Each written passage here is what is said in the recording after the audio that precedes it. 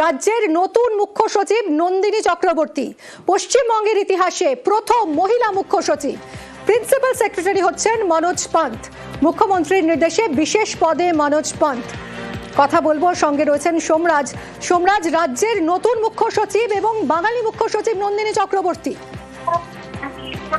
একদমই আদালত থেকে মুখ্য সচিব হিসেবে দায়িত্ব সামলাবেন। তিনি স্বরাষ্ট্র সচিব পদে ছিলেন এবং স্বরাষ্ট্র সচিব পদে নিয়ে আসা হলো রাজ্যের কর্মীবর্গ দপ্তরের সচিব পদে থাকা জগদীশ প্রসাদ মীনাকে।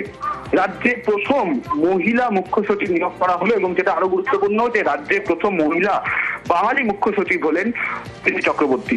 আজই মেয়াদ শেষ হওয়ার দিন ছিল রাজ্যের প্রাক্তন মুখ্য সচিব মনোজ পান্থের। তার জায়গায় নন্দিনী চক্রবর্তী দায়িত্ব সামলাবেন। ইতিমধ্যেই দায়িত্ব দেওয়া হয়ে গেছে মনোজ পান্থের তরফে নন্দিনী চক্রবর্তীকে। এবং মনোজ পান্থ, যিনি মুখ্য সচিব ছিলেন রাজ্যের, তিনি মুখ্যমন্ত্রীর প্রিন্সিপাল সেক্রেটারি হিসাবে দায়িত্ব সামলাবেন। মুখ্য সচিব র্যাঙ্কে মুখ্যমন্ত্রীর প্রিন্সিপাল সেক্রেটারির দায়িত্ব সামলাবেন, এমনই নির্দেশিকা নবান্নের তরফে জারি করা হয়েছে। পাশাপাশি স্বরাষ্ট্র সচিব পদে ছিলেন নন্দিনী চক্রবর্তী, তাকে মুখ্য সচিব পদে নিয়োগ করা হয়েছে এবং স্বরাষ্ট্র সচিব পদে নিয়োগ করা হলো জগদীশ প্রসাদ মীনাকে। এবং তোমাকে জানিয়ে রাখি, নন্দিনী চক্রবর্তীর হাতে পর্যটন দপ্তর ছিল, পর্যটন দপ্তরের দায়িত্ব দেওয়া হলো বরুণ রায়কে। এবং পাশাপাশি আরো কয়েকটি দপ্তরের রদবদল হয়েছে, কিন্তু সব থেকে গুরুত্বপূর্ণ রদবদল সেটা হচ্ছে যে রাজ্যে প্রথম বাঙালি মহিলা মুখ্য সচিব, এবং তা হলেন নন্দিনী চক্রবর্তী। আগামীকাল থেকে মুখ্য সচিবের দায়িত্ব সামলাবেন। ইতিমধ্যেই দায়িত্ব হস্তান্তর হয়েছে। ধন্যবাদ সোমরাজ।